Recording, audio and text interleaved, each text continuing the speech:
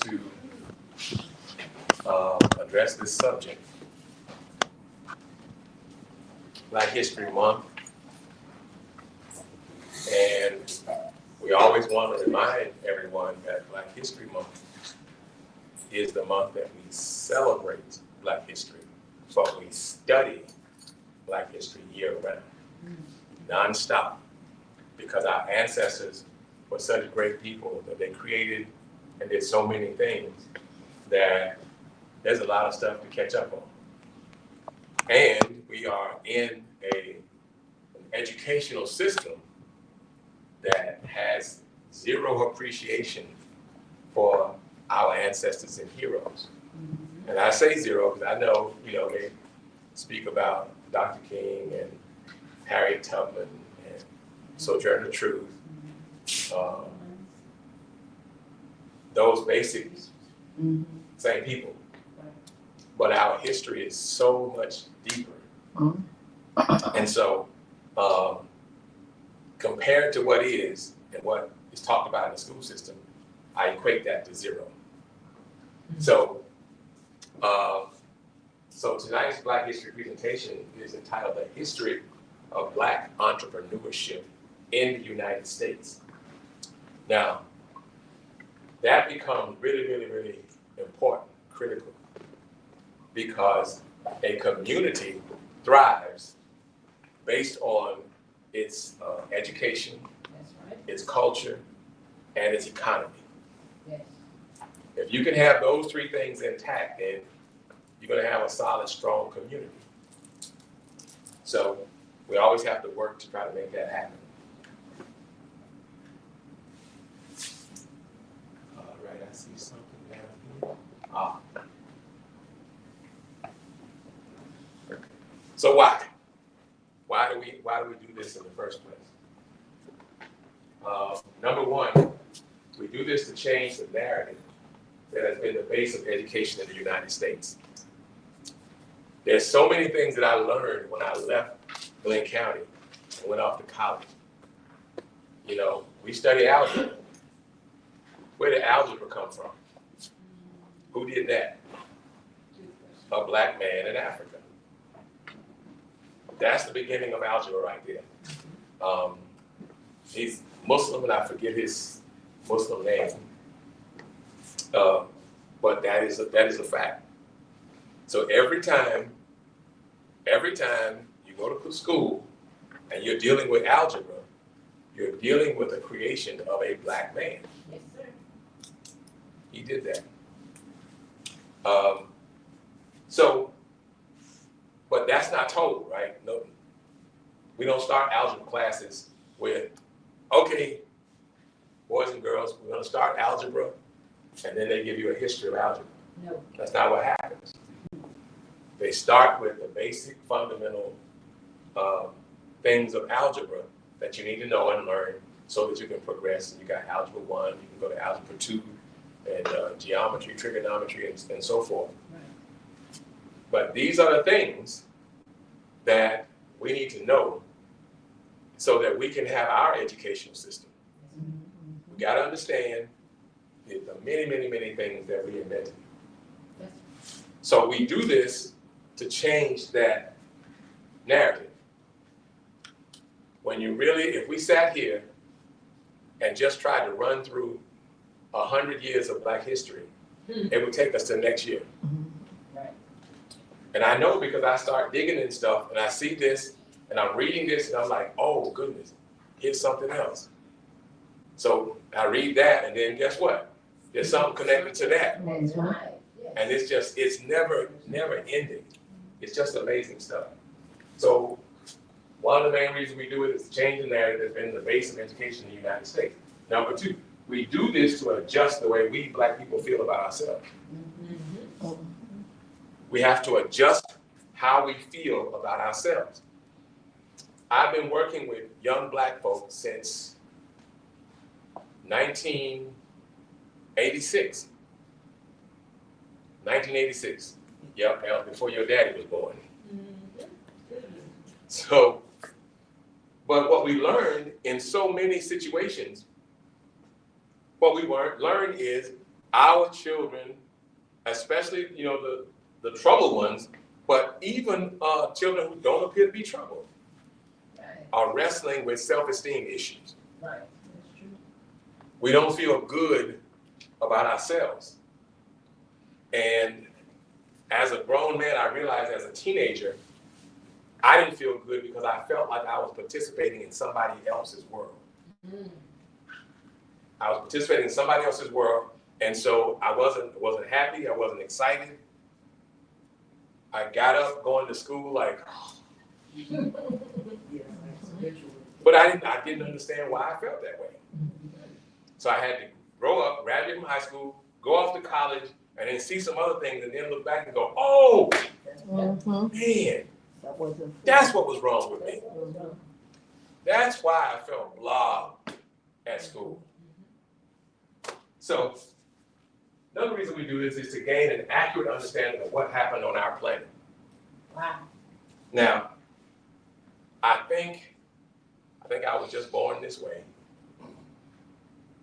But from a very young age, I remember trying to figure out why things are the way they are. You know, how come I would go in the bank and everything is another community representative, Right. the president on down, Yes. and not us? That's right. How come we don't own a bank? How come we don't own the businesses around here? Why is it that we are always trying to hope that somebody works with us, does something nice for us? Right. Even as a child, I wondered about those things. And then I messed around and went to Morehouse College, and really, you got an HBCU, you're going to have that kind of dialogue going on all the time. See, so we need to understand what happened. I did not know that we've been here millions of years. I didn't know that. How'd you find it out? Well, somebody was in Africa and was digging and found some bones. And when they did the carbon digging, it was like a couple of million years old. It kind of rocked my world there, because I'm like, whoa, wait a minute now. Because, growing up in South Georgia, all my stuff was based on the Bible. Yes. And so the Bible, it's like, oh, so really, the earth, the world is about 6,000 years old. No. And then I kept studying and learned somebody's world is 6,000 years old, but it ain't ours. It's not ours. So we have to adjust the understanding of what happened. We have to realize that the Pythagorean theorem that you learn in geometry, they credit it to Pythagoras, a Greek. But there's evidence that the so-called Pythagorean theorem is a formula that was used in the building of the pyramids. So he didn't come up with it. So you have to understand that. So when you see our greatness, we are great football players. We are great basketball players. We are great baseball players. We're great soccer players. We're great tennis players. But we're also great mathematicians. That's right. We're great scientists. We're great writers. We're great inventors. Yes. Especially.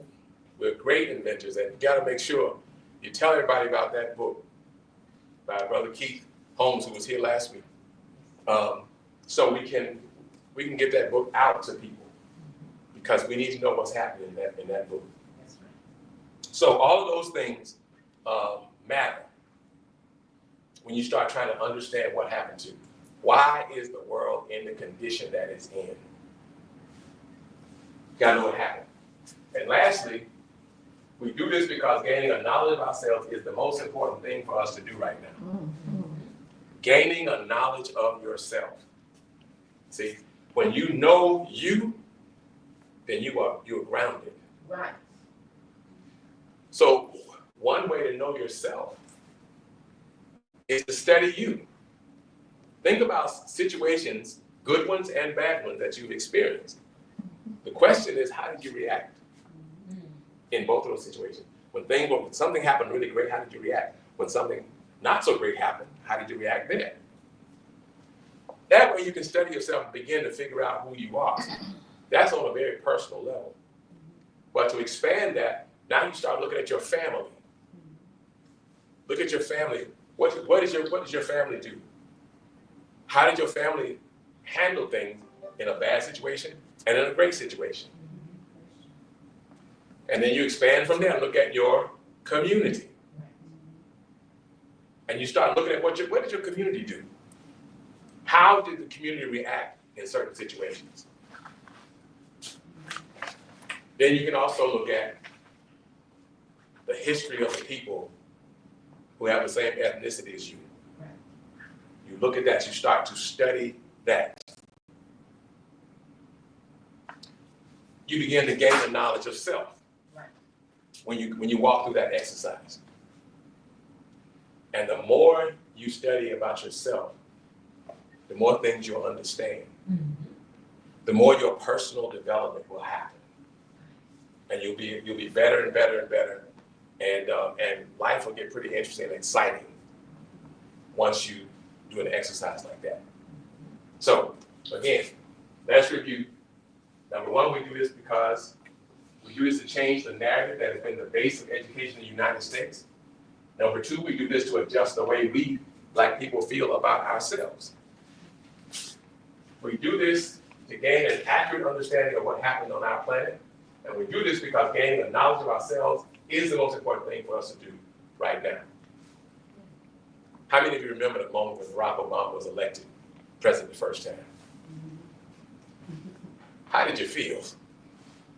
Elated. Elated, overwhelmed. It felt pretty good. Mm-hmm. It felt pretty good because he reminded me of me. Mm-hmm. I can look at his wife and go, oh, okay, yeah, they're from our community. Mm-hmm. And we got somebody from our community doing something really big. Mm-hmm. Felt good, right? You identified with his success. I'll say their success, because he wouldn't have done it without Michelle. So those things that's the important stuff when you start thinking about our history and culture. So those are the reasons that we do this. Now, one of the things that creates this problem for us is there's a narrative about where we came from. Right. And growing up in the time that I did, all I saw of Africa was things on television. Mm-hmm. And guess what they showed? The negative. The negative. They showed poor people with no shoes on and no shirt, Hungry. and there flies around, and they don't have much to eat. And I'm looking at that like, man, maybe we got the best deal leaving there. But that was all I saw. Mm-hmm. So I didn't want to claim Africa Mm. because it was terrible based on what they showed me. Right. Mm-hmm.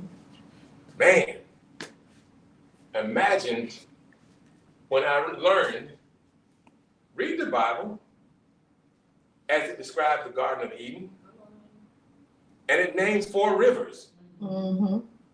Well, guess what? Those 4 rivers are on the continent of Africa Exactly. with the same names right now. That's right. So I'm looking at that like, whoa, wait a minute. Mm-hmm. Wait just a minute here. So now I start to look again. And I'm understanding that someone is presenting a narrative to me Yes. that's not true. Right. And there has to be a reason that they're doing that. Now, it took a long time to find out the reason, but that's not the topic of our discussion tonight. So, we're going to talk about, our subject is a history of Black entrepreneurship in the United States. So, what's an entrepreneur? An entrepreneur is a person who starts a business and is willing to risk loss to make money. Also, a person who recognizes opportunities and generates innovative, creative ideas. An entrepreneur. Let me give you an example. Let's just say Maytag. You know, everybody, Maytag, you know, high quality washing machine and all that stuff. Well, let's just say Maytag has come up with a new model, different type of washing machine they want to make. But they still got 100 of the oldest model they have. They still got 100 of them. They don't believe they can sell, they want to get rid of them. They really think about just trashing them. But as an entrepreneur, I look at those 100 washing machines that they're ready to get rid of, throw away. Number one, I know I can get it for a very, very cheap price. All 100 of them. Number two, I'm already in position to go to the bank and say, hey, I have an idea. I need X amount of dollars to buy those 100 machines. And number three, I also know an area where they're likely to sell. So as an entrepreneur, I run to the bank, hey, give me that money. I run to Maytag, hey, give me the washing machines. I got the trucks and everything. Now, as the definition says, I'm taking a risk, right? Because I believe I can sell them, but I don't know for sure that I can. See, I'm an entrepreneur. So I got an innovative, creative idea. I'm gonna park the truck with the 100 washing machines in it in a parking lot in a busy section. And I'm gonna jump out of the truck in a costume that makes me look like soap suds. And I'm gonna wave a flag and run up and down the street talking about great washing machines. Now that's gonna look pretty weird, right? But guess what? Everybody's gonna look, right? What is wrong with that guy? And right at that moment when they're saying, what is wrong with that guy? I'm gonna be at their window. Hey, look, come here.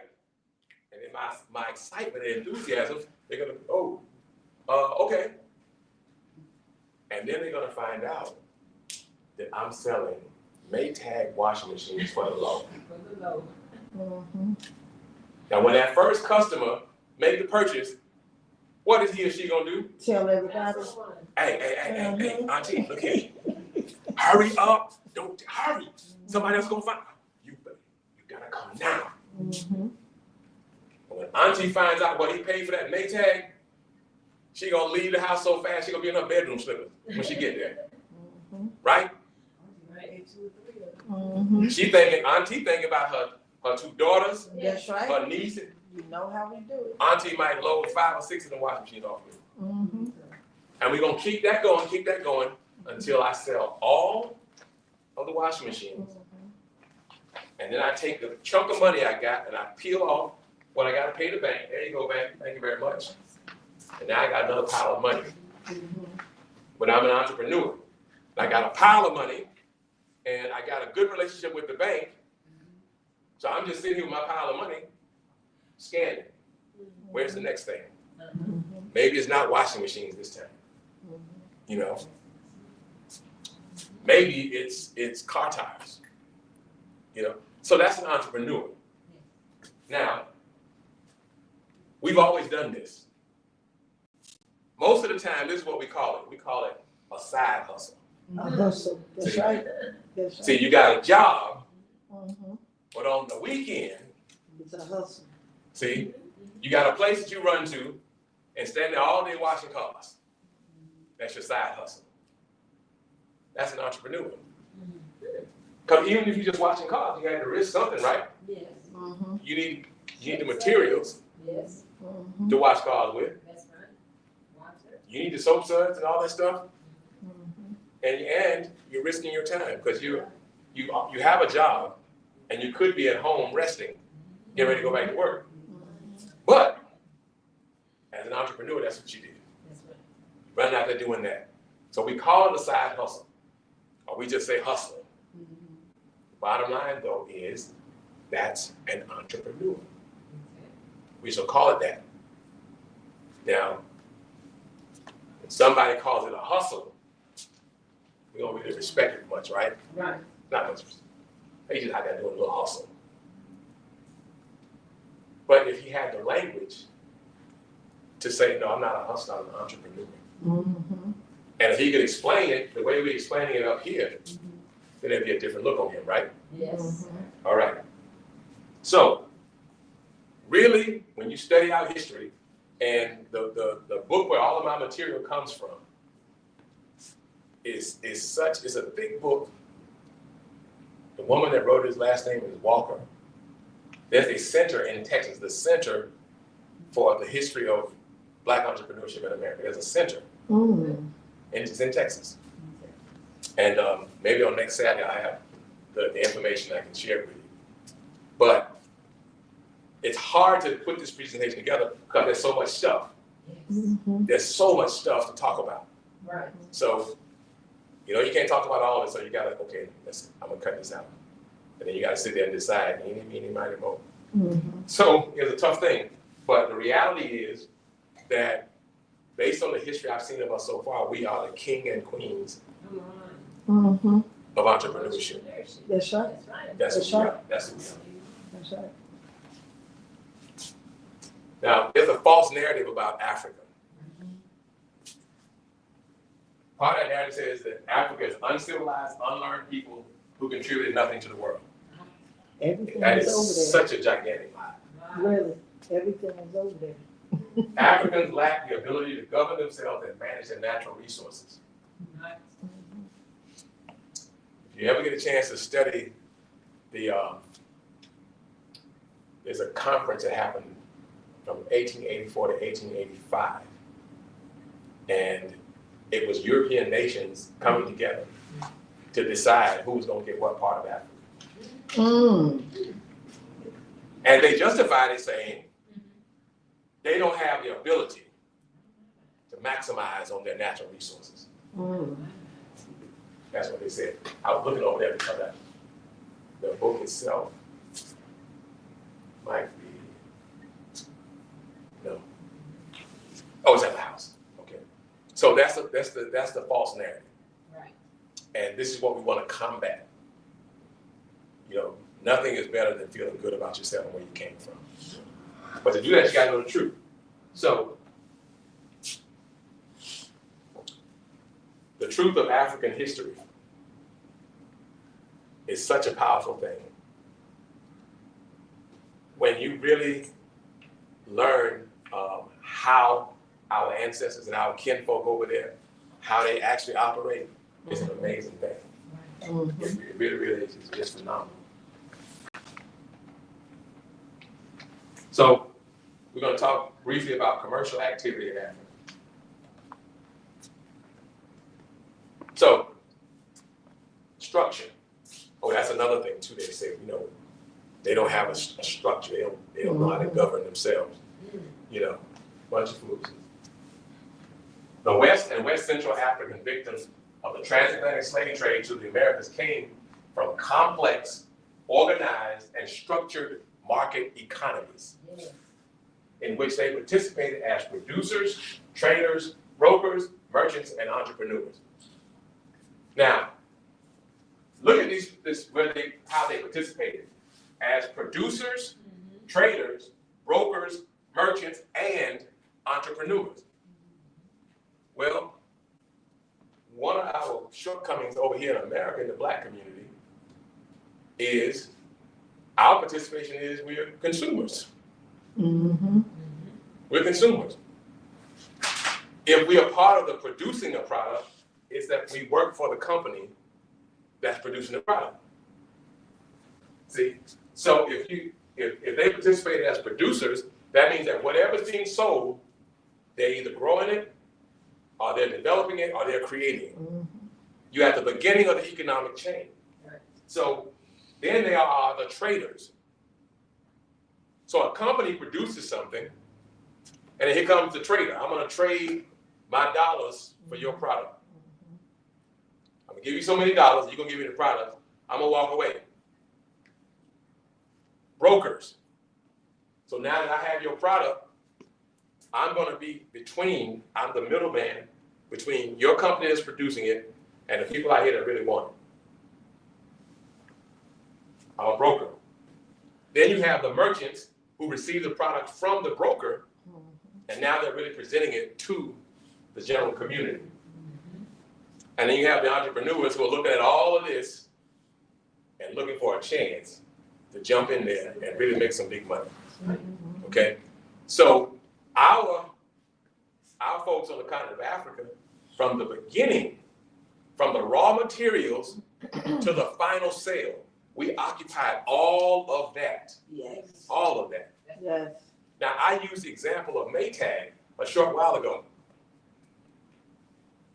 Is there a black company producing washing machines at all? Do you know of a black company No. that's making washing machines? No. No. But everybody got to have a washing machine, right? Mm-hmm. We're not We doing that. invented it. Our participation in the washing machine industry is that we buy one. That's it.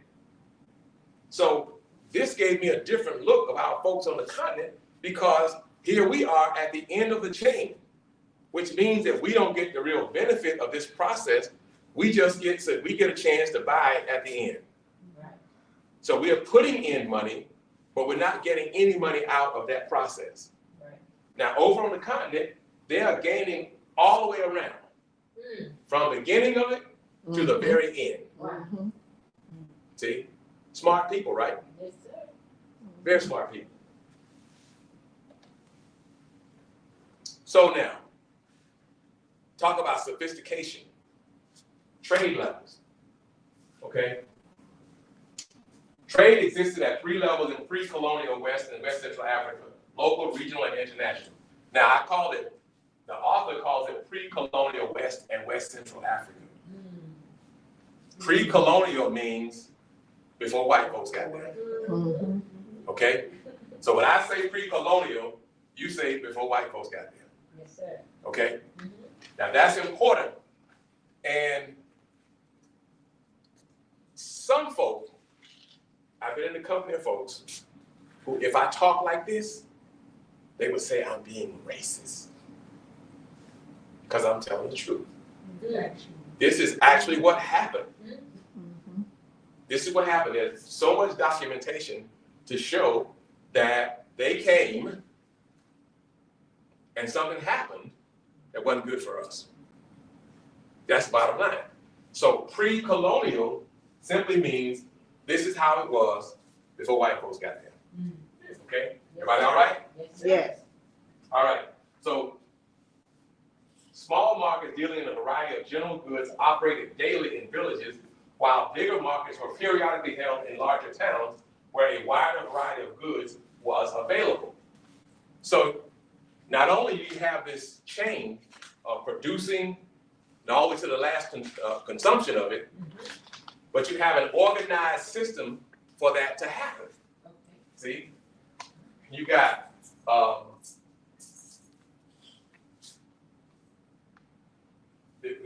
the daily operation in the villages. Then you got the bigger markets in the larger towns where they had a wider variety of goods. And let me go back up top. Trade existed at 3 levels: local, regional, and international. So understand this. On the continent of Africa, there's a village where trade and business is going on. Yes. But then there are connections between this village and another village way over there. Mm-hmm. See? So you got local trade, and then you got different villages trading with each other. So that's regional. That's right. But then they say international. Think about that for a second. International trade. This is pre-colonial. Okay. This is before the white folks got there. But they're trading international. So to trade international, you got to be trading with another country, right? Mm-hmm. Yes. So there's economic activity going on between the countries in Africa and other countries. Mhm. So somebody was coming there and buying stuff Yes. and didn't feel the need to take people away and enslave them. Mhm. Right. They was just getting what they were getting, Mhm. high quality products. High quality. All right. And in these markets, as you can see, very busy market. I've seen so many videos of markets in the continent of Africa. And it's so busy, I'm tired when I finish watching the video. Right. So, but trading these markets were both wholesale and retail distribution. So you got people who are producing something and selling it to the regular consumer, but also striking a deal with somebody. Well, if you want this many, I'll give you a wholesale price for it. And that person that's buying is thinking, you know, you got this here, but this ain't in the other village. So I'm gonna get a bunch of these. Mhm. You're gonna cut me a deal on the price. Then I'm gonna run over here, jack it up just a little bit, and I'm gonna make money. See, simple, basic business logic and reality, Right. which is something that, for the most part, we kind of got away from over here. Yes. Mhm. The Akani Trading Organization. Now, this organization, you talk about, power. This group is basically Ghana. Okay. They call Ghana the Gold Coast. Mhm. Why do they call it the Gold Coast? The gold mine. Oh, yeah. Gold mines. Mhm. The Akani Trading Organization, for a couple of 100 years, controlled all the gold activity, making a killing. I'm sure. And so, just out of curiosity, I typed in Akani Trading Organization. Yes. And guess what happened? The history popped up, Mhm. but current today Uh-huh. Akani Trading stuff is going on right now. Mm-mm. Right this minute. They got a Facebook page and everything. So I'm like, wow, look at that. Okay, so the Akani Trading Organization exemplifies the complexity of commodity exchange that existed in pre-colonial Africa, which means Before? Before before the white folks got there. Mhm. The organization existed prior to 1600. Whoa. Prior to 1600, and lasted as a cohesive and powerful business until the first decade of the 18th century. So now, he said it lasted until the first decade of the 18th century. So that means the Akani Trading Company organization, this one, ceased to exist. Right. But But. there's still people doing stuff. Mhm. By that method. Yeah. And they talk about, petroleum and all that kind of, they deal with all that kind of stuff. Yes. See, now here's the lesson in this. A little over 100 years ago, our ancestors in America had business, companies. What if they had been left alone and allowed to continue to live and thrive? Mm. Today, Yes. we wouldn't be protesting anywhere about getting a job. No, We won't sir. be having this. Right. We wouldn't need to have this discussion That's because our companies and businesses in our community would be here. Yes. Mhm. And we would be there working for ourselves and our companies, Mhm. but we would also have expanded on those ideas. That's Mhm. right. Think about that. Mhm. But what happened? All of them were destroyed. Mm. But what happened? Did the people do something wrong to get destroyed? No. What they did was be successful. Mhm. And so the same mindset that hides our history Mhm. is the same mindset that destroyed our businesses. Yes. They should destroy the businesses, redesign it to make it look like it came from them and not us, Right. authentically. Now, get a chance, look up the Red Summer of 1919. Look that up you'll find out that in a span of the summer months, Mhm. 36, more than 36 of our cities with business districts were destroyed. Cities? Yeah. Whole city. You know that we started and operated 60 towns and cities in America. Say that again. We started and operated 60 towns in America.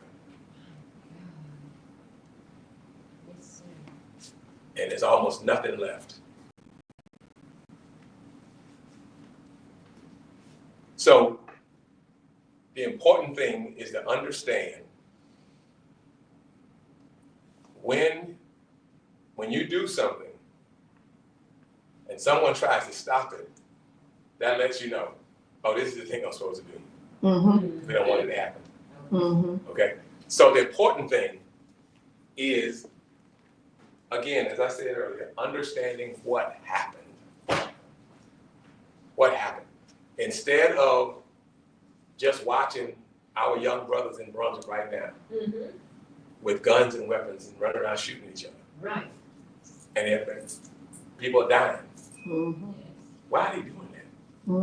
Why in the world would they do that?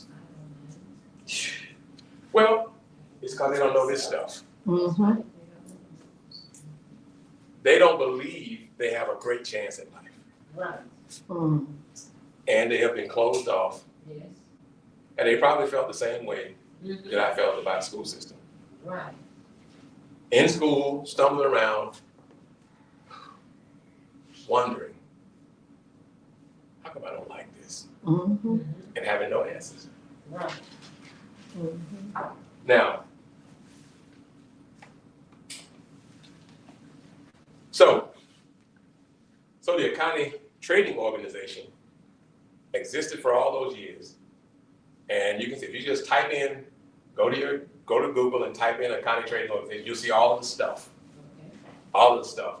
And they do different things because you can't, one person has the Akani name, then you got to say yours a little different.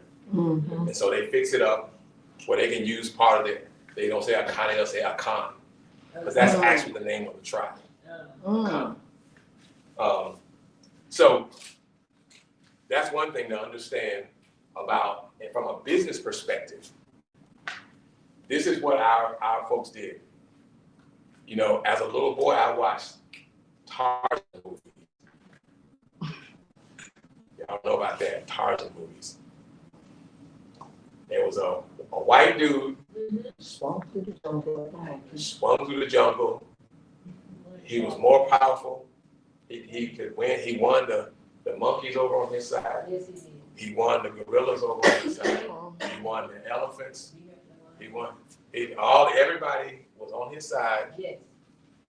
And He could talk to them. and 175,000 native Africans, he could fight them all at one time. And they would lose every single time. Every time. But what was that doing to me as a little black boy? What was that doing to me? It did some bad stuff. Yes. So,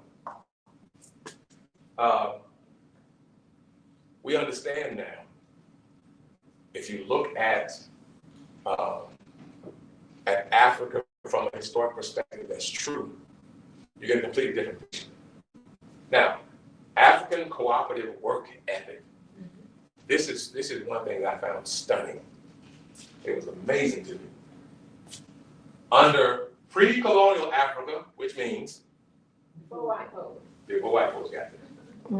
Under pre-colonial African customary law, the ownership of natural resources was vested in the group, but did not exclude the usufructuary right of each person to have access to the profitable development of his or her own individual thing.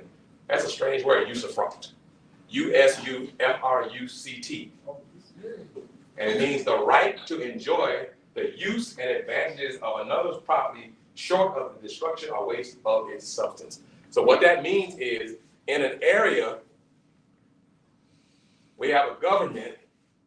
The government owns all of the land. But you are a citizen. Right. So you have a right to a piece of land to do for yourself what you would like to do. So that means even though I don't own these 10 acres, because I'm a citizen, I have a right to go out there and grow crops on that 10 acres. Mm-hmm. So 10 acres produces enough for my own family, my extended family, and still have plenty left over. Well, what do I do with the plenty left over? I go to the market. Mm-hmm. I go to the local market. Yes. And then I strike a deal with somebody from the other village to sell wholesale to him until all of my stuff is gone before it spoils. Mm-hmm. See, this is an organized system Yes. that we weren't taught about, we weren't told about. In fact, we were made to believe it is exactly the opposite. And it's not.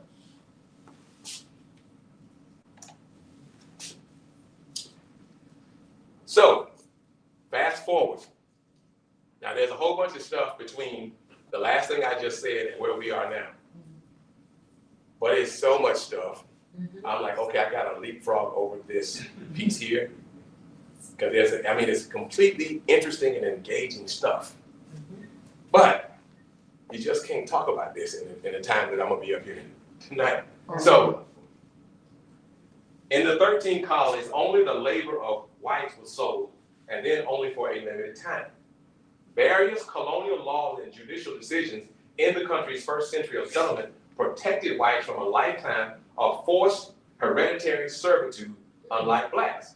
There was never any such thing as perpetual slavery for any white man in any English colony. So what that means is that in the very beginning, people of all colors was enslaved. So Native Americans, us, what we now call Latinos, and white folks were all enslaved.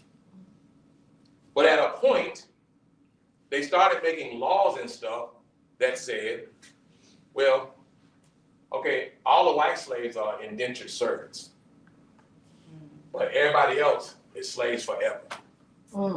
Everybody else. Now, indentured servant. Right.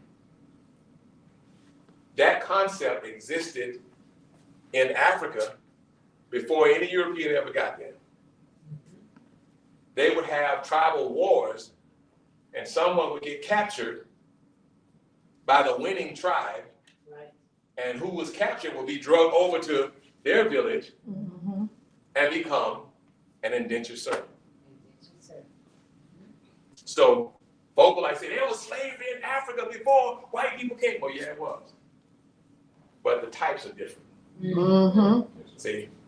When I'm captured by a tribe and forced to their village, guess what?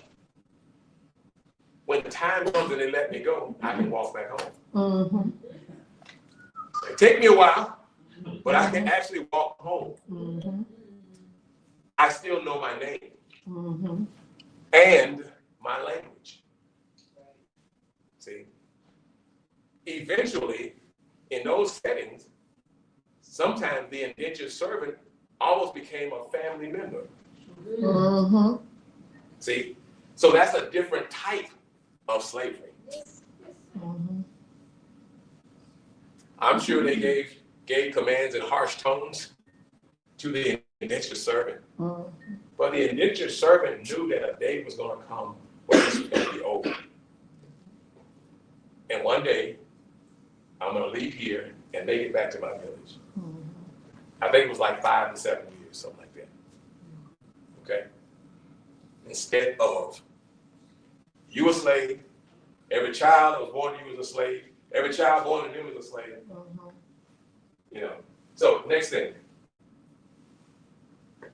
From the time they settled in America, however, Africans capitalized on their slave occupations in attempts to develop property accumulating enterprises.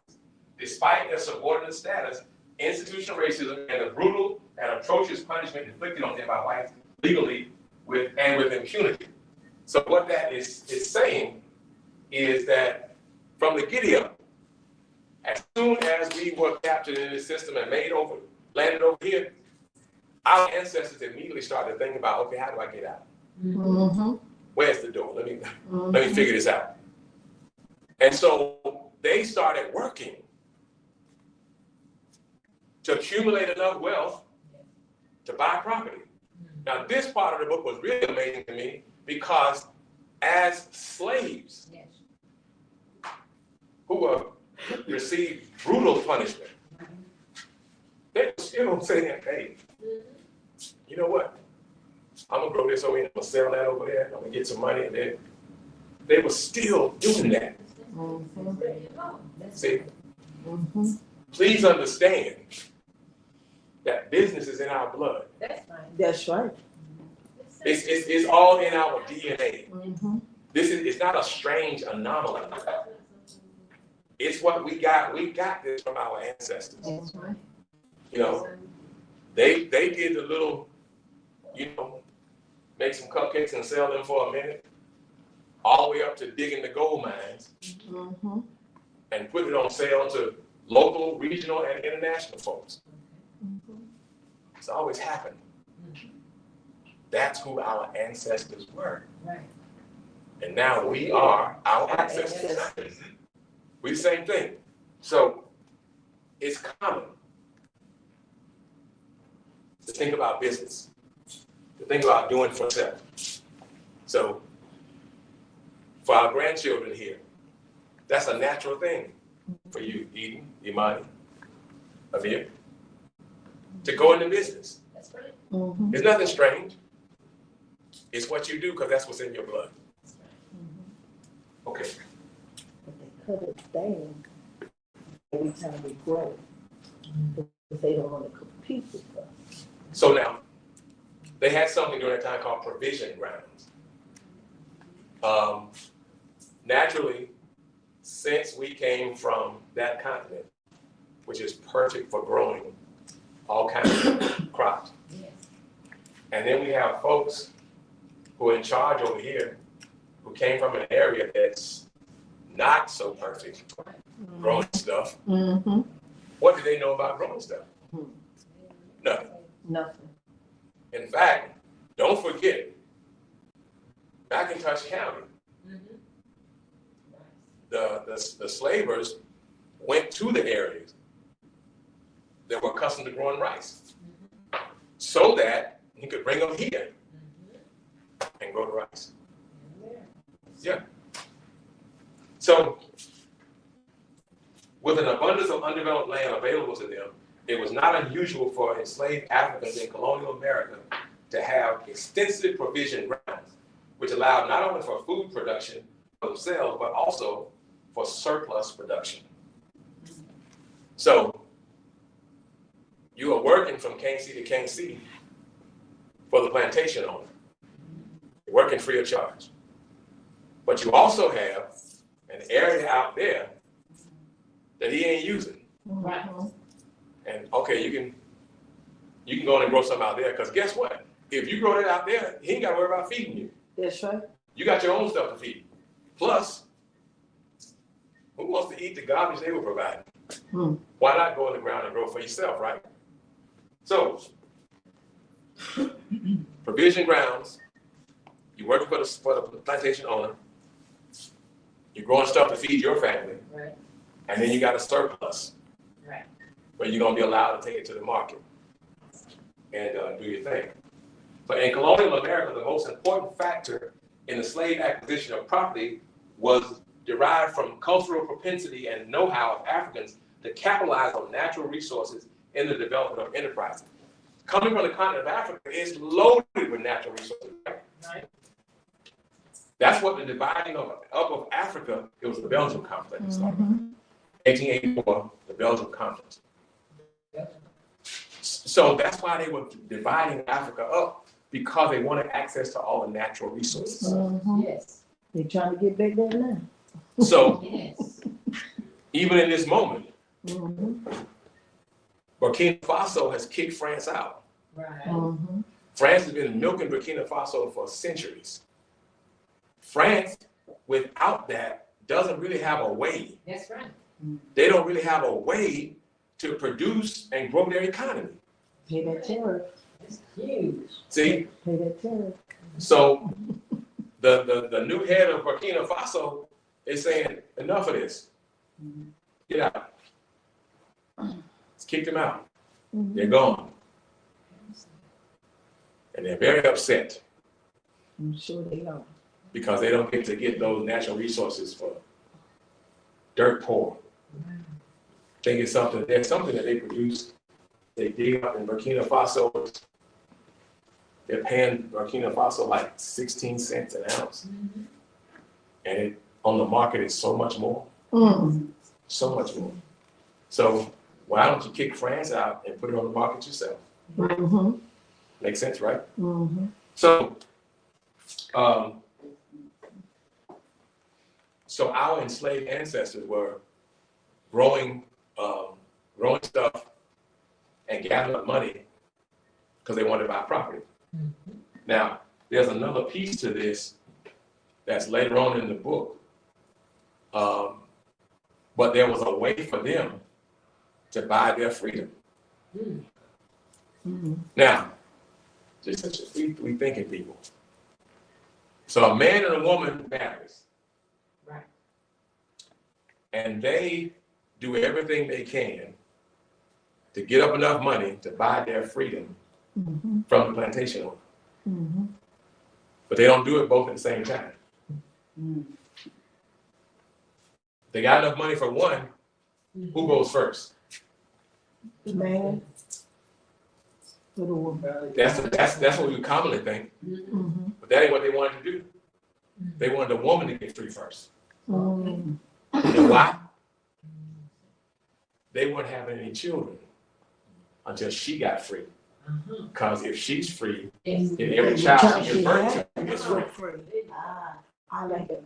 If the man gets free first, and she has a baby, now they got to free the baby too. It'll be enslaved. See? Yes. Ooh, do some thinking, people. So she would get free. And then once she's free, now she's on her own generating money. Well, it's like how the Hispanics come over here. Mhm. They come over here pregnant to born their children so here. they can be American, Mhm. hoping they don't get deported back. See, so the beauty of it is that husband-wife team work together. Yes. And then she went out there and hustled. She let her entrepreneurship skills flourish. Yes, sir. And then she showed back up at the plantation with a sack in her hand. Now she can deal Yeah, with trade, there you go. free my And he man. look in that bag and see how much in there. Oh yeah, y'all go get Joe. Hurry up, go Free get my him. man. Before she changed her mind. Come on, I like this bag. And then the two of them going off to their business and start producing a family. Yes.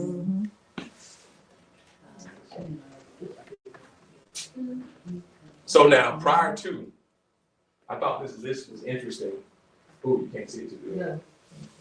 Yeah. I don't know that.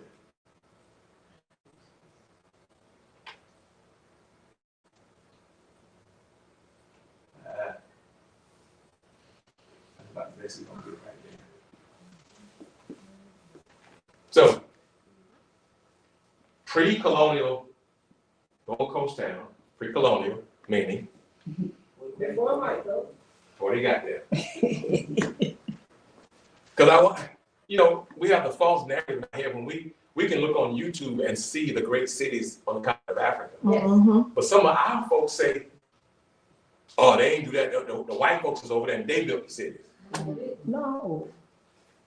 So I keep saying that to put it in our head that we have to have anybody else's help. Thank you. We're geniuses on our own. Yes.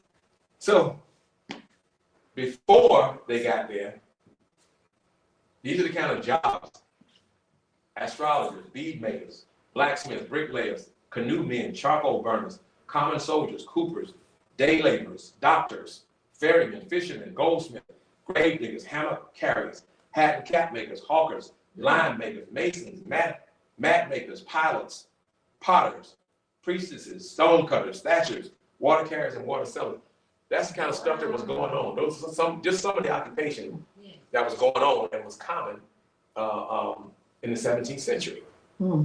So we want to paint the picture of the reality. The reality was that we had a functioning, successful, thriving government structure and economy over there before white folks got there. See, we have to know that, because that's one of the ways they took our self-esteem from us. Right. By making us believe. In fact, they've convinced some people, some black folk, to say out loud in front of a camera that we was blessed to leave Africa. Excuse me? Oh yeah, Really? oh yeah, I've seen it. It's They no said, blessing in they it. said it was a blessing that white folks came and got us out of Africa. Because if they took us all from over there, that land will be free for them, but they still wouldn't be able to operate it because they don't know how we work it. That's right. So now, and I tried to rush through this. I know we're a little bit tired, and we don't have the crowd that we were praying would be here. But I wanted to just get through some of this. And talking right now about the business activity of enslaved Africans. Change the language. The title in the book says Business Activities of African American Slaves. I like to say it differently. Enslaved Africans. Okay. That feels a little more dignified Yes. than just African American slaves. Mhm. Okay. So enslaved Africans participated as entrepreneurs and entrepreneurs in all areas of the antebellum Southern economy. So you got entrepreneurs and you got entrepreneurs. Now we've already talked about entrepreneurs. An entrepreneur in that day and time was someone who stepped out for themselves. In fact, were male and female bondsmen who hired their own time from their owners and established business enterprise as a sole proprietor. Now, listen to how this happened. If I was owned by this plantation owner and I wanted to go do something for myself, even after the work for him was done, I had to buy my own time. Which means if I tell him I want to go work for myself for 3 hours, then he's going to say, well, I would normally charge, if somebody wanted to use you for 3 hours, this is what I would charge. So it's me using me, but I still got to pay him.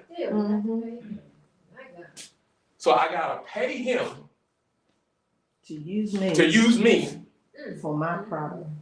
and I got to work hard enough to produce enough to get enough money that I can pay him and have something for myself.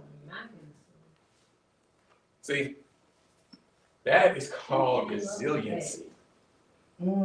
See, we, in spite of all of that, in spite of all of that, we still fighting through. Yeah. We still fighting through. See, now we're not talking in detail about the brutal physical torture and punishment, because that's just not a good subject. You know, but they went through that, and our women were abused.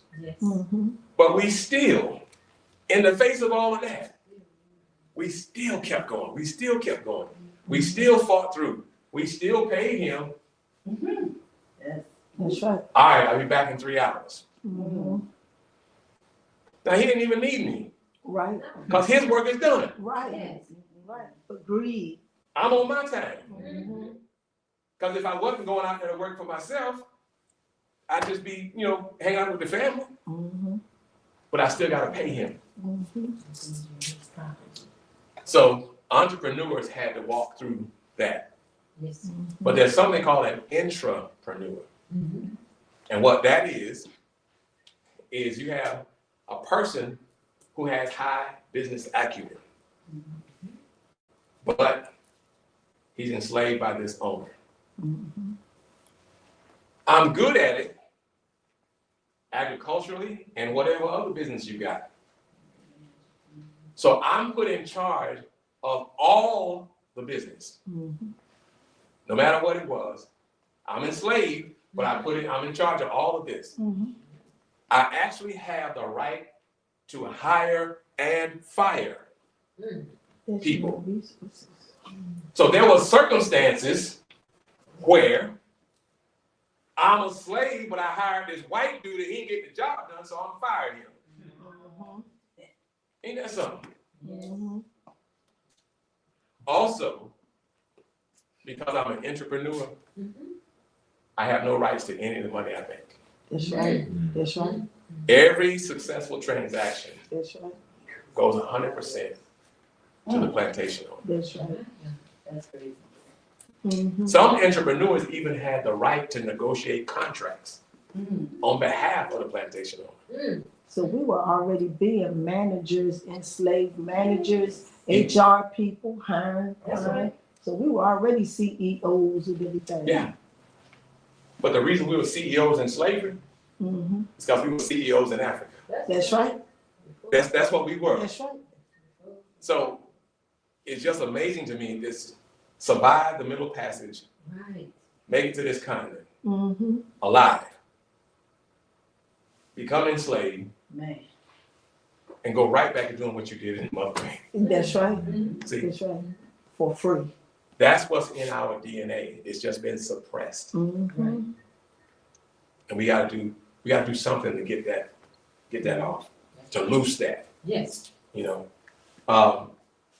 So,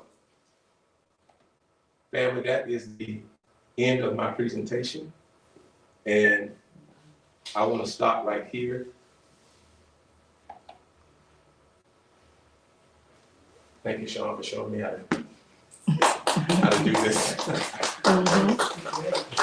Thank you very much. Part two next week. Is going to be even more interesting. I don't have to so much walk through the slavery part. And in preparing this, y'all should have seen me dancing around this because we've had movies and all that stuff about slavery. Right. Books, public school, all that stuff there. And I feel like the slavery movies keep getting made because they want to re-stimulate that in us. That's Right. That's what I feel like. That's That's why what you look at, just what keep- you focus on. you just keep seeing the next slavery movie. Mm-hmm. And so, while that is a part of our history we need to know, there's other stuff we can focus on That's right. that'll make us feel better Yes. than just saying, man, we had a rough go of it. Well, yeah, we did. But next week, I'm going to tell you about the sister that made dresses and how slick she was. Yes, sir. Yes. She made up a disease Oh. and told the plantation owner she had it. Mm. And till she figured out how to cure it, it ain't good for her to be out in the sun in the field. And he didn't want to lose her his investment. So he tell her, well, I don't want you to die. Right. Go back to your cabin. Mm-hmm. And she go back, Yes. and after he gone, She pull out all her dressmaking stuff, Yes. and she ended up working all day long making new dresses. See, that's the people we come from. That's right. That's who we are, and we need to know more about that. Right. All right. Are there any questions for me concerning this presentation? Yes, sir. So you said entrepreneurs and Intrapreneurs. The entrepreneur was the one that ran all of the plantation owners' businesses and got nothing for it. Someone else. Probably got a couple of extra biscuits at mealtime. You know, And who came up with that name for? I don't know. I haven't always heard. A couple of years ago is when I first read this book, and that was my first time seeing the term entrepreneur. That was my first time.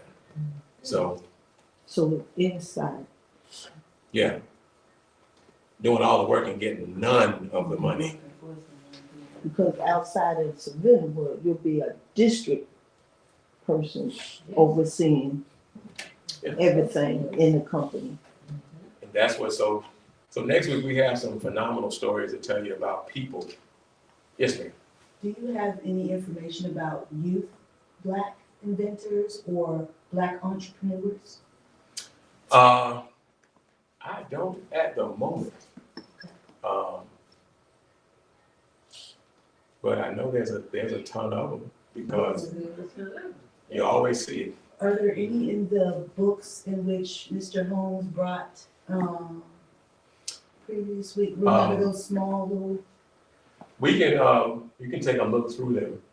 We just broke them back out today, and they're sitting on that shelf right there.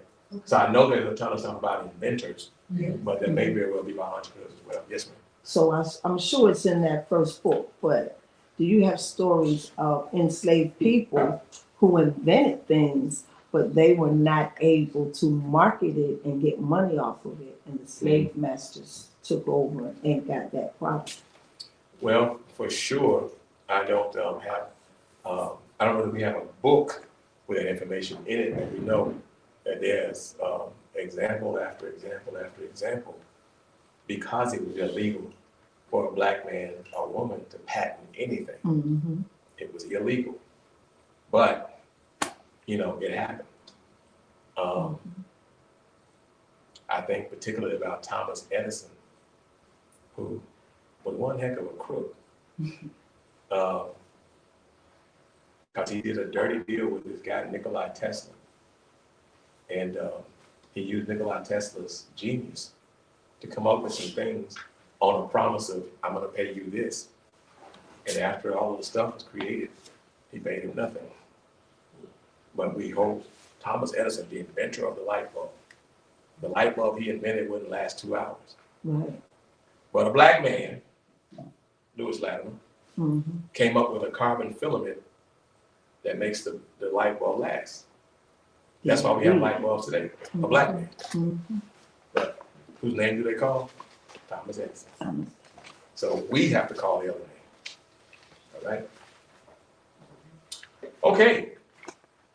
So listen, I really want to thank y'all for hanging out with us today.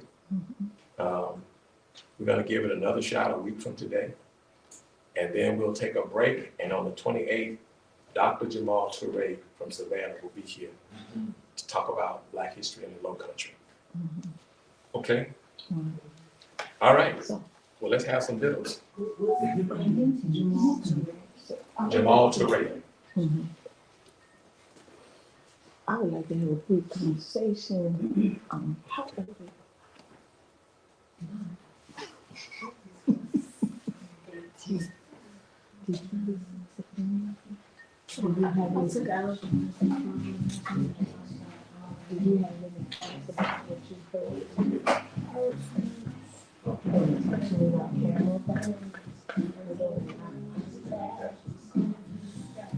are you?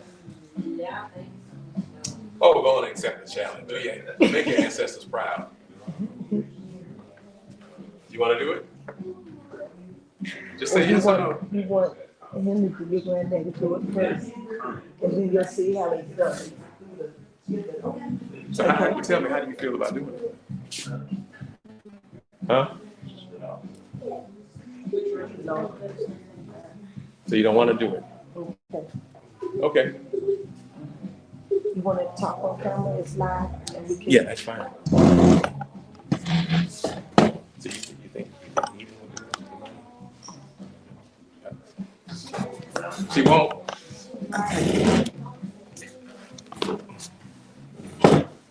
So, all right, I'll sit over here. We can just put that right there. I don't have to be seen. So, Mr. Muhammad, to begin this conversation, you talked about the three necessary components that a community needs. And would you like to repeat those and expel on each one of those? Yeah. I said an economic system, I said an educational system, and I said culture. And, you know, the first thing, education is the foundation of a community system. It's what the people know. It's how we enforce, strengthen, and develop our community through education, like what we did tonight. Tonight we shared information. It was an educational experience. And so that runs, you know, kind of different from the education system that we're currently in. And so, so once you have education, then you can build principles to operate your businesses off of what you now know and understand. Education undergirds the principles, and from the principles come laws. And so with that, we have a way to govern what we're doing.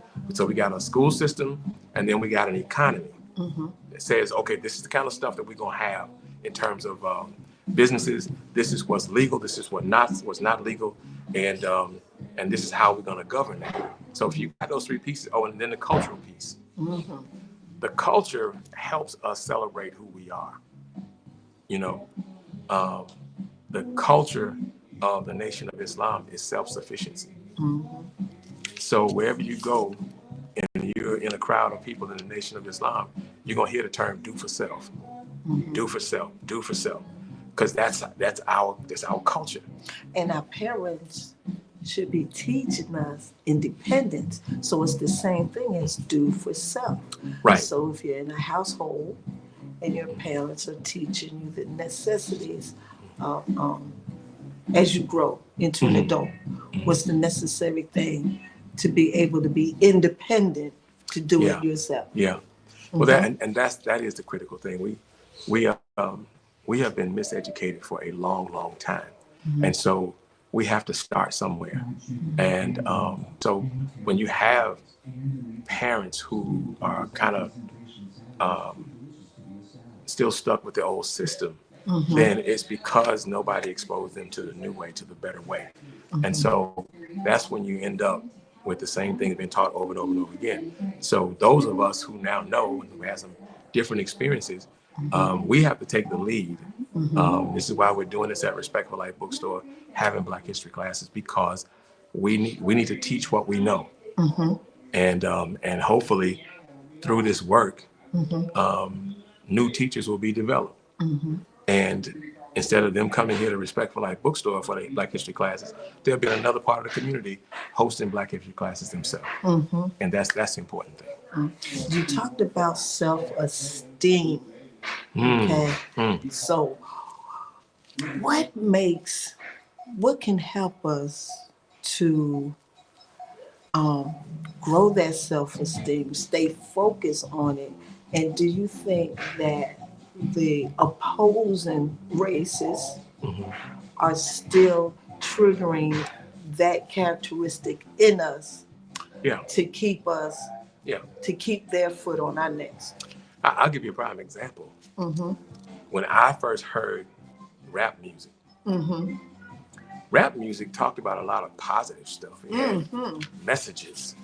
Depending on what era that it came out. Tupac, it was about what was going on. But see, so at some point though, it was turned. Yes. And all of that positive strengthening stuff, all of that got pushed to the back. You know, I mean, there's still rappers talking that kind of talk right now, but it's being drowned out by the foolishness. And so if there's a rapper that's putting some stuff out there, like you got what's the young lady call herself, Sexy Red? What? See, now she's misguided. Yes. You know, if she has talent, then that's not the best way to use it. But she's not putting herself out there in the distribution network. There are corporate executives who wear suits and ties and walk to work with briefcases and drive home to multi-million-dollar houses, you know, and they're the ones that's putting up the money to get her out there. But And what they're telling her is, if she did want to come in and sing positive, like you said, the ones in the suits and the ties are telling her that is not what the mass population want to hear. yeah, They don't want to hear that Oh, yeah. positive. They want that what makes money is what we want you to do. so Mm-hmm. one of my brothers in the Nation of Islam, Mm-hmm. very good rapper, talented, Mm-hmm. and he had a chance to be as big as DMX and Jay-Z and all of them. Mm-hmm. But when his turn came and he presented his rap, Mm-hmm. the person listening to it said, you gotta be more streety, more gutsy. See? Mm-hmm. And he said he came back the next day and he had rearranged his rap to please that man. Mm. He said when he finished, he said he felt so low down and dirty Mm-hmm. that he said to himself, I'll never do this again. I'll never do this again. Now, with all his skill and talent, I could play you some of his stuff right now. Wow. With all his skill and talent, he never burst through and made it big Right. because he would never go down that road. Now, they pushing that stuff. Oh, this is what people want to hear about. Mm-hmm. No, people want to hear about the other stuff. Yes, they do. You know, Lauryn Hill, the miseducation of Lauryn Hill, she wasn't talking about garbage. Ooh, that was the best album. And Yes. man, did it sell. Yes. Yes. Man, did it sell. Yes. I mean, that's 20 years ago, and I'm still listening to it right now. And so, and what you just explained about Sexy Red is what they call selling your soul, Mm-hmm. to be a part of it, to make money. Yeah. So let's combine together what happened to our planet, why we don't own a bank, why we don't have a business, and and why we don't have a business. And so Brunswick, Georgia used to have that. We're on the street that was considered the Wall Street of Yep. Brunswick. That's where we're sitting. And I don't know how old you were. Did you ever experience that time frame here in Brunswick? I was a little boy. I do remember riding with my father there was a fruit stand on Gloucester Street. And I think it was called Mom Minnie's Fruit Stand or something like that. And I remember going to that fruit stand. Mm-hmm. Of course, I wasn't really conscious of what was going on. I was just there with my daddy, Mm-hmm. and we were getting fruit. Mm-hmm. So I, by the time I got old enough to really pay attention to that stuff, all that was gone. Mm-hmm. So do you think that Brunswick, Georgia, or all of the cities across the states that were literally burned down in the African American community, do you think we'll get there again, and this time we will be there permanently? I'm 100% convinced that we will get there. Mm-hmm. You know, in the news and on social media, I mean, I look at stuff like this, and there is an awakening that's happening Yes, in it Black is. America. There's Yes, it is. I mean, it's just, I mean, it's cranking up so strong. We are beginning to understand, you know, that do for self is the only way. Mm-hmm. It is the only way Mm-hmm. that we can exist and our communities can flourish. Mm-hmm. Mm-hmm. You know. And you said about we're great in sports, we're great as scientists, we're great as writers, and we're great as inventors. Why do you think that the white community is so intimidated by our intelligence? Well, I'll say it like this. You know, in this presentation tonight, I talked about our success as entrepreneurs and entrepreneurs while we were enslaved. Mm-hmm. They all saw our capacity. In fact, I remember reading an excerpt from a diary of a European explorer Mm-hmm. on the continent of Africa, and he was talking about the beautiful streets in Africa, Mm-hmm. and they have street lights, you know. And he talked about the beautiful cities, the beautiful streets, and the street lights, and the beautiful women. Mm-hmm. But when he was over here doing that, they were, I mean, their life wasn't like that in Europe. Right. We were so far ahead of them. Right. And so a terrible thing happened. Um, we had a decline, we had a drop, and right in the middle of that, they came to power, and they took it and ran with it. And they took over everything, and they forced us to receive their education. Mm-hmm. And that's what you do when you conquer a people. You stop them from knowing their history, and you make them study your history, even if you got to make it up. Mm-hmm. You make them study your history so that they begin to worship you. Now, school was not exciting to me, especially history, because we only learned about white history. Yep. And who were the conquerors. Mm-hmm. So I felt when you said how you felt prior to going to college, Mm-hmm. when you didn't know your identity. Right. And so to gain a knowledge of ourselves, the best way we can do is to study ourselves. Yeah. So so to think back at what I'm saying about school and education, when they taught us the continents, they never mentioned the continent of Africa. No, They mentioned all the other continents. I'll say they mentioned it in passing. Right. They mentioned it in passing.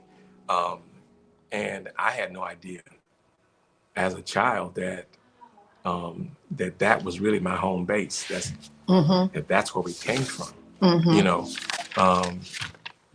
And that's not an accident, that's intentional.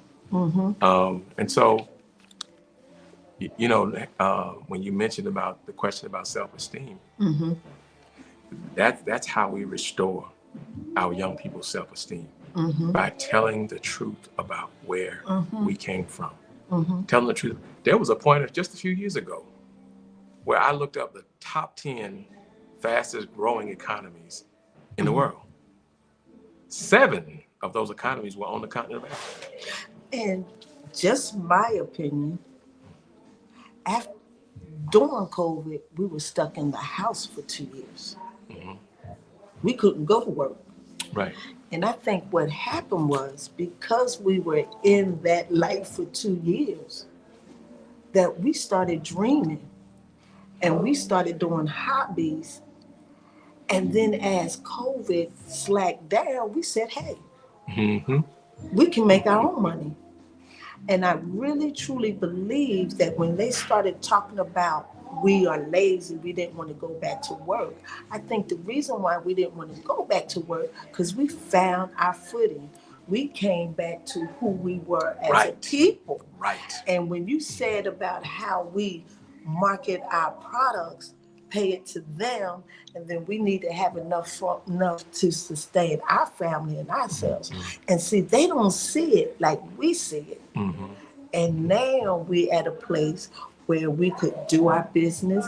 And then after COVID, they came up with working from home. So it was more manageable for us, you know, to raise our kids and be all in one spot. And so that's just my ideal of feeling, because in 2024, when we gained a new mayor, I remember being at the Ritz Theater and they had a panel, and the conversation was, by 2045, blacks and minorities are going to be the majority, and whites are going to be the minority. Right. So if you look at what's happening in the world now, after COVID, I'm going back to where I was at. After COVID, when they looked at the business, we had exploded again. Yes. Yeah. We were making our own products. I think a couple of years ago, I looked it up, and the year I was looking at, the year before, there was a 5% increase in the state of Georgia in black-owned businesses. Yes. See, 5% increase. Now, because you got such a large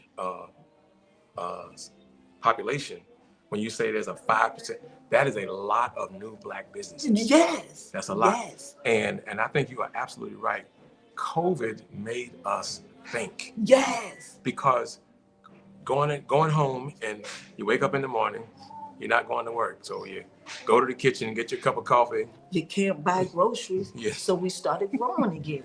And you're sitting there, and after a few days of that, you start, really thinking. And so people who were running around with 3 and 4 jobs, Mm-hmm. all of a sudden realize, wait, hey, this kind of crazy. My health, Yeah, my children, all of that their is going. lock keys, Yep, they're eating microwave dinners. yep. Let's do something different. Do something So different. now that they don't have us producing their products and we're producing our own, Mm-hmm. you know they've been upset ever since Obama got into the White House. Mm-hmm. So Bush and them already had their people in there, and Trump took roll over. So now what does Trump do when he gets in the house? Cuts DEI. But DEI necessarily is not a awning that says it's just for Black people or minorities, Right. because everything underneath that, from white women to disabled people to veterans like myself, is underneath DEI. Well, there was a lady that did the research, Mm-hmm. and there are 7 categories under DEI. Mm-hmm. The category that benefited the most from DEI is white women. Mm-hmm. Mm-hmm. I think the second one was Latino. The third one was Asian.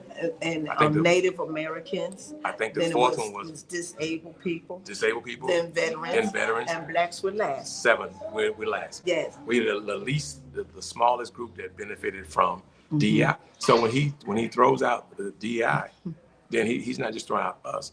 But the bottom line is, though, that we have to understand, we got to get ourselves together. Please understand, Donald Trump is a showman. Mm-hmm. He's running his mouth about things. He's trying to do stuff.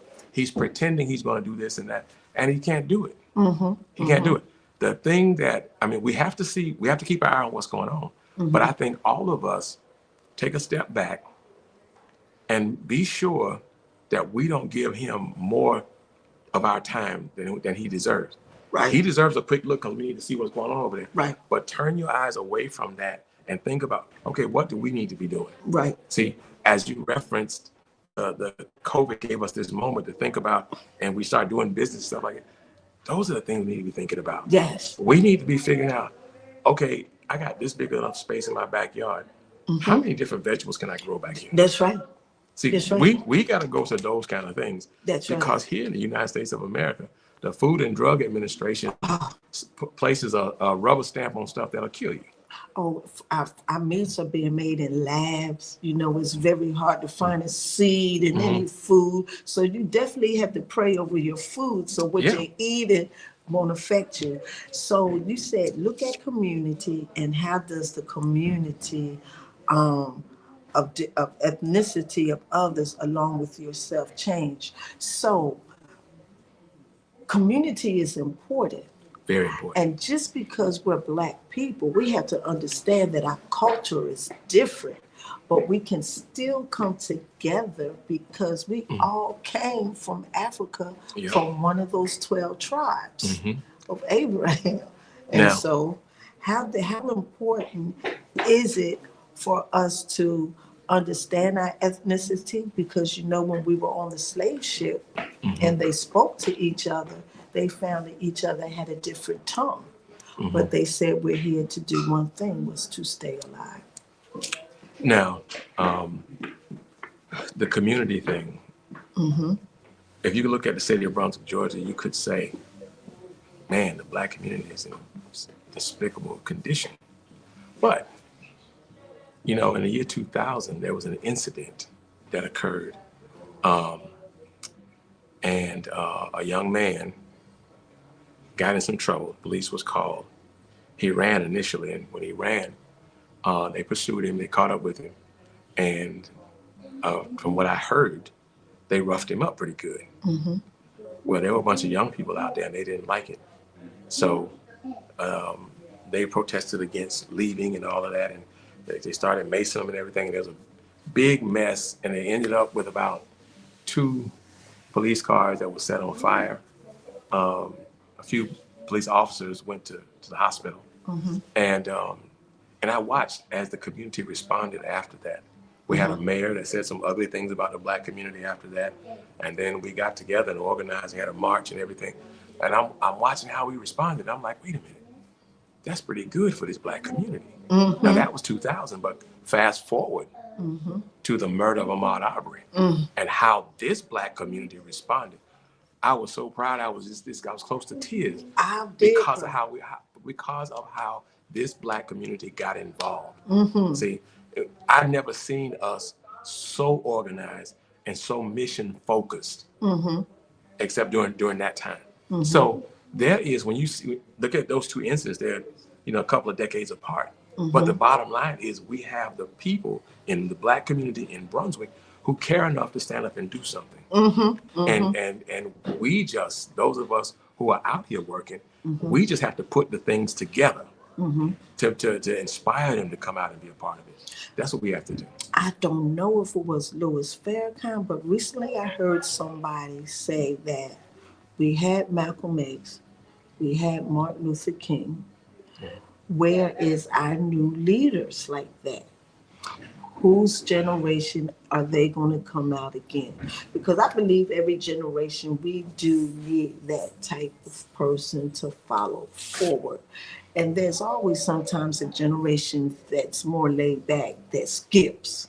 You know what I'm saying? And one of the things that's going on now is that I'm so proud of the Black community right now because our children are coming out of college, not with associates, not with bachelors. They're coming out with masters and PhD. And like I said before, as when COVID was over and the white community and businesses looked at the percentage of who was spending money and who had their own businesses, we had splurged again. We had, expanded. And so if you look at it now, they want to take us back. So they think that we're the only ones that benefit from DEI. And they think if they take away our books, that that's going to suppress us. But when you have things like this, and I have this podcast, we can always voice it. It don't have to come in the form of a book or a magazine. It doesn't. Well, one of the things as a former student at Morehouse College, we would have a lot of people come and speak to us. And of course, Dr. King was a Morehouse graduate. And so that question would get raised, who's going to be the next Martin Luther King? But as I grew, continued to live, here's what I've come to realize. This is a point in time where there has to be local and regional activity that leads us as opposed to an individual. As a student of Minister Louis Farrakhan, he is an excellent and wonderful leader. Wonderful leader. But he says it to us all the time. I don't do these things for you all to clap for me. I do them so that you can see that you can do it too. And so his focus is, he's not worried about the next big leader. I need to make a whole bunch of little leaders around here that's making things happen. See? And they don't have to be on the same platform. It could be different platforms. Absolutely. And which our next topic will be entrepreneurship. We can have a leader talking about entrepreneurship. We can have a leader talking about enforcing self-esteem. We can have a leader enforcing community coming together, because you can't be living on an island by your own. And so, when you spoke about Barack Obama being the first Black president, we had people saying they never thought that they would live to see a Black president. And so now I just don't think they were ready for a back-to-back a Black person in the House. In fact, I heard a man say the election of Donald Trump was a knee-jerk reaction to the election of Barack Obama. Now, and I, again, when it happened, I was very excited and happy Mm-hmm. that he Exceeded that high. that he did that. Mm-hmm. You know, and but here again, here's the reality. He was the president of the United States. The United States is this really huge machine that's going in a certain direction. Mm-hmm. For that machine to change directions, it requires more than one man. Oh, yes. It requires that man and a cadre of people behind him in agreement with him to turn this machine. Right. As you can see, here we are again with a man in leadership who is determined to that, you know, he says make America great again, but we know what he means. Make America white again. Exactly. And so so really it's great when we have leaders step forward. But what I'm really concerned about right now is these young men who have the guns and are pulling the trigger. I'm trying to get access to them so I can help them understand you don't need a lead like that. And first of all, that's what they want you to do, because then that's less work for them to get rid of us. And the prison industrial complex, the prisons are businesses that are on the stock exchange. You can buy stock in a prison. Well, how is a prison successful? It has to be fully occupied all the time. And so, like there's a pipeline from school to prison, there's a pipeline from the entertainment and music business to prison. Yep. Because as you see, they use music evidence songwriting for the trial for Young Thug and YSL in Atlanta. Yeah. And so, like we said earlier, the people who's running the labels force them into that type of lifestyle. Because they tell them this is what the masses of people wants to hear. But then when they do that, they got them hook and ladder to lock them up. Yeah. But years ago, I think it was T.I. Spelman College, the women at Spelman College decided they wanted to talk to two rap artists, T.I. and Nelly. I would love to talk to T.I. And the reason they wanted to talk to him, because this was around the time when there was a video that Nelly, in the video, Nelly swipes a credit card between a woman's buttocks. And so they wanted to talk to him about that. Now, from what I understand, Nelly refused to show up, but T.I. showed up. And what T.I. said was, if we don't have some of that stuff in the video, it ain't getting made. See? It's not getting made. So somebody is calling the shots. That's right. And making Nelly and T.I. do that kind of stuff. That's right. And that stuff eventually down the road produces the woman that's calling herself Sexy Red. But I had to tell a couple of our young ladies in our organization that, look, that ain't sexy. Her name should actually be Raunchy Red, because that's what she's doing. Yes. See, for a woman to be sexy, she needs to possess two things: intelligence and dignity. Those are the characteristics of a woman that's actually sexy. And respect herself. Yeah. Yes. See. And so what happened was the product of now, of what you said about T.I. and Nelly is, now T.I. has matured. He has matured, yes. He has grandkids now. Yes. But his son King picked up his earlier lifestyle. Wow. And that he was recently in the videos before he became a father, you know, with guns and everything. And him and T.I. and another artist went to their video and said, "What are you doing? Why you need guns?" But see, he only seen previous videos of his father. And so now that his dad has matured, he don't see it that way. He wants to save them. And so sometimes you have to let them grow out of it. But now since he became a parent, he kind of calmed down. But not to hold you up any longer, let's get into entrepreneurship. How important, now every Black child is not going to grow up to be an entrepreneur. Right. But how is it important for us to gain precedence and control over our communities again? One thing that's critical for a community to be a community is for it to control its economic destiny. Now, you're correct.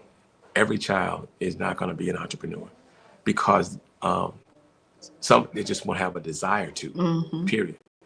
But there are plenty who, if they understood how, would be in here like gangbusters, because entrepreneurship allows freedom of expression. Mm-hmm. See, we're sitting here at Respectful Life Bookstore. Mm-hmm. Several years ago, it was just a thought. Mm-hmm. Oh, I remember the previous owner. It's just an idea. Right. So yeah, then I mean this building once upon a time was a restaurant and all that stuff. But Respectful Life Bookstore was an idea that I shared with my wife, and she, okay, let's do it. And so this is an expression of us. And when you run your stuff, you can express yourself. So there are tons of people out here in the city of Brunswick, Georgia, who have thoughts and ideas that would actually be successful. Yes. But they don't quite understand how to do it. And self-esteem. And self-esteem, they don't have the Confidence. confidence. They have the confidence to do it. And so for us, it has to be a networking thing. You know, there has to be conversations among people who do this stuff. There are Black folk with businesses in Brunswick that I'm in contact with. In fact, you were at the one of the meetings where we talked about what needed to happen. And so one of the things that need to happen is we need to come together to grow our businesses, but we also need to be available for budding new entrepreneurs and say, hey, come on, and encourage them and share with them whatever we have learned in our time. So if that's the case, why don't we have standing room only or crowded space like you've been doing for the last couple of weeks? The first time I came, it was the Book of Inventors, and then tonight, Entrepreneurship. And I know you advertised it, I know you market it. So why do you think our young generation of children are not interested in what we have to say? Well, they see it a certain way. You know, my granddaughter was sitting next to you. I think my granddaughter is just turned 13. Okay. And the entire time, she looked like she was uninterested. But I also realized there's a little notebook right there where she took some notes. Now, most of our young people are like her. This ain't gonna be no fun. This is school all over again. Well, if we love and care for our children, then that love will come through our words, and they'll feel it, and it'll resonate, and they will pay attention. She started taking notes, right? So we won her over. Now it's the same thing with our young folks. There's a young man I'm particularly targeting right now. And I see him and I watch what he does. And he's doing the things that I think are highlighted in the rap videos. You know, I'm just, because you know, when you're gonna do something like this, you gotta learn. You gotta sit back and study and watch the person and see what they do. And this is the stuff that he's doing. It's the stuff that you hear about in the rap videos, that you see in the rap music, you know, videos. And so I'm saying to myself, well, he's doing that because that's all he sees. Right, and that's what he's focused on. And so the rap video, that don't fit in a classroom. Right. So I gotta wonder, is he going to school? Right. He's high school age. Is he even going to school? And if he's not going to school, has anybody checked on him and said, wait a minute? Because if nobody has, then guess what? He feels that nobody cares. That's right. Don't nobody care about whether I go to school. Don't nobody care whether I live or die. And so if you actually believe that, then you're going to live that. You're going to live that. And that's why I didn't want to intrude on her, but I'm interested because I seen that she was the oldest here. What was her thoughts? Because by hearing it and seeing it, what's her ideas, what her thoughts? They may not come out on the same language level as we are, but then she has some idea of what she wants to do in the future.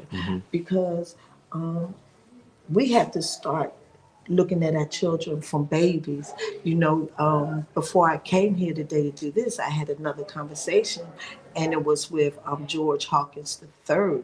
He is a top prospect for the 2025 NFL. Okay. And so I like doing these conversations because I love the evolution of our people, and I love to know what made them choose the career they choose, and was that their first choice. And I asked him, how old were you when you decided that you want to go pro? You know what I'm saying? And he said he played many other sports, basketball, soccer, baseball, and everything, and track, but the agility and the span and the physicality is what drove him to the NFL. Okay. And so to say that we can talk to our children, and I think that they may not understand all that we're saying, but they'll remember something. Yeah. And can go from there. Yeah. You know, even the energy of what was going on here tonight, that affects a child. yes. See, to know that she came to a place and there was some grown-ups here and her grandpa was presenting some information, you know, it might not affect her right this minute, but a couple of years from now, she may encounter something that triggers and she thinks back to this. And she comes back to me and say, well, Grandpa, you talked about so-and-so, so-and-so. What did you mean? You know, and we can pick the conversation up at that time. And one of the ways that we can help them is, I always told my daughters and my grands, whenever you have a project in school, do it on a Black person, research that you haven't heard. That way you're teaching yourself and you're teaching the other students. Right. And I just wish that the white young adults or students would know and be more persistent to study our history, because it's a reason why they suppress it, and they just don't know that the basic things we do every day in life, we invented it. You spoke about the washing machine and the dryer. There was a Black man that invented the washer and the dryer. You know? Yeah, it's a countless list. Yes. And it goes on and on and on and on. It's amazing. And so the last thing we're going to talk about is work ethics. Why do you think, and how soon can someone pick that up, and how important it is, work ethic? Because, you know, in the Black culture and in other cultures, it's different. So how can we assimilate and be who we want to be to the Most High? Well, it's kind of tough right now because the United States is a society that promotes the idea of do no work and get all the money. But it pushes that. And so you'll see. You said do all the work and get no. Do all the work. It's a society that pushes the idea of do no work and get money. So teenagers try to become a YouTuber and get money off of YouTube. An influencer. And yes. avoid having to work. The blood, sweat, and tears. Yeah. But there's benefit in working, and so we have to teach that. So, but before we can teach them, we gotta reach them. And so reaching doesn't necessarily mean that I walk over here and shake his hand. Reach them means that I establish communication with him in a way that touches him to the point that instead of me going to find him, he'll come find me.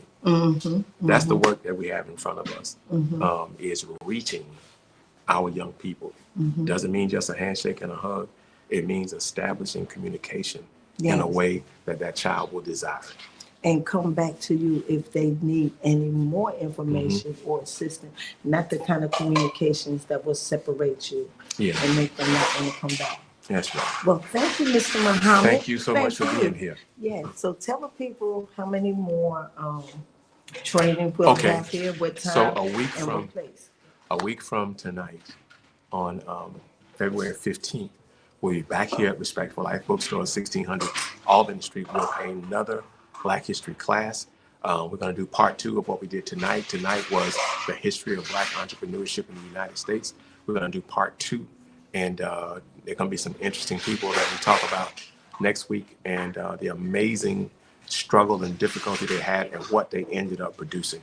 You really should be here for that. It's going to be fabulous. You're going to really enjoy yourself and be happy that you came. So after that one, we'll have the last class for this month on February 28th. We have a dynamic Black man named Dr. Jamal Toure out of Savannah, Georgia. He is an amazing historian. Okay. And I really try to have him here for so many events. So come on next Saturday, What time? February 15th at 6 p.m. Respect for Life Bookstore, 1600 Albany Street. Thank you so very much. Thank you. Thank you. Thank you.